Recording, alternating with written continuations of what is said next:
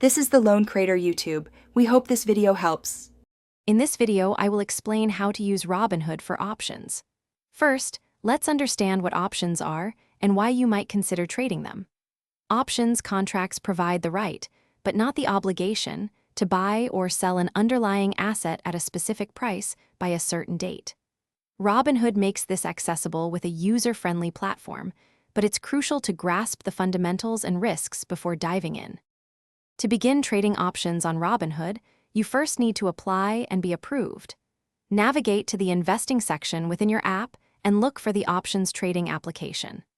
Robinhood assesses your financial profile and experience to determine your eligibility.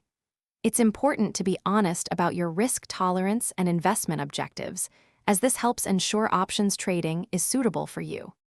Once approved, you can place your first trade. Search for a stock, then tap Trade and select Trade Options. You'll see the options chain displaying various strike prices and expiration dates. Decide if you want to buy a call for potential upward movement or a put for downward movement. Select your desired strike price and expiration, then review the order details, including the premium and potential outcomes, before confirming your trade.